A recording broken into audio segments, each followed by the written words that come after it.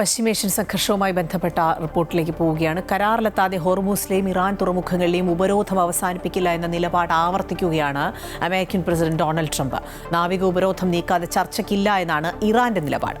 ആദ്യഘട്ട വെടിനിർത്തൽ കരാർ അവസാനിക്കാൻ മണിക്കൂറുകൾ ബാക്കി നിൽക്കെ ഇരു രാജ്യങ്ങളും നിലപാടിൽ ഉറച്ചു നിൽക്കുമ്പോൾ രണ്ടാം ഘട്ട ഇസ്ലാമാബാദ് ചർച്ചകളിൽ അനിശ്ചിതത്വം തുടരുകയാണ്. വെടിനിർത്തൽ കരാർ അവസാനിക്കാൻ മണിക്കൂറുകൾ ബാക്കി നിൽക്കെ പശ്ചിമേഷ്യയിൽ പ്രതിസന്ധി തുടരുന്നു. ഇറാന് മേലുള്ള ഉപരോധം തുടരുമെന്നും ഈ യുദ്ധത്തിൽ അമേരിക്ക വലിയ വിജയം നേടുകയാണെന്നും ട്രംപ് ട്രൂത്ത് സോഷ്യൽ മീഡിയയിലൂടെ അറിയിച്ചു. ടെഹ്റാനുമായി ഒരു കരാറിൽ എത്തുന്നതുവരെ ഇറാനിയൻ തുറമുഖങ്ങൾക്കു മേലുള്ള ഉപരോധം US പിൻവലിക്കില്ല എന്നും ട്രംപ് വ്യക്തമാക്കി. 2 ആഴ്ചത്തെ താൽക്കാലിക വെടിനിർത്തൽ കരാർ നാളെ അവസാനിക്കാനിരിക്കെയാണ് ട്രംപിന്റെ കടുത്ത നിലപാട്. എന്നാൽ ഹോർമൂസിൽ തങ്ങളുടെ കപ്പൽ ആക്രമിച്ചതിൽ തക്കതായ മറുപടി ഉടൻ നൽകുമെന്നും ഇറാൻ തുറമുഖങ്ങളിലെ അടക്കം നാവിക ഉപരോധം നീക്കാതെ ചർച്ചയ്ക്ക് വഴങ്ങില്ലെന്നും ചെങ്കടൽ തീരത്തെ സൗദിയുടെ യാംബു തുറമുഖം ഉൾപ്പെടെ ഹോർമൂസിന് പുറത്തെ തുറമുഖങ്ങളും യുദ്ധമുഖമായി മാറുമെന്ന് ഇറാൻ മുന്നറിയിപ്പ് നൽകുന്നു.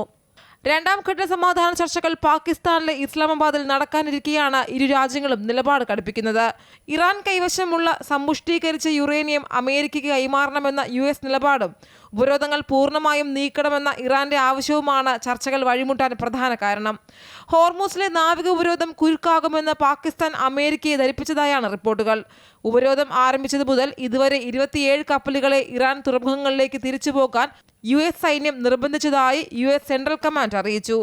അതേസമയം ചർച്ചകൾ നടക്കാനുള്ള സാധ്യതകൾ കണക്കിലെടുത്ത് പാകിസ്ഥാൻ ഇസ്ലാമാബാദിൽ സുരക്ഷ വർദ്ധിപ്പിച്ചിട്ടുണ്ട്. 20,000 സുരക്ഷാ ജീവനക്കാരെയാണ് വിന്യസിച്ചത്. നഗരത്തിന്റെ പല ഭാഗങ്ങളിലും പൊതുജനങ്ങൾക്ക് പ്രവേശനം നിരോധിക്കുകയും ചെയ്തിട്ടുണ്ട്. International desk, Amrita TV.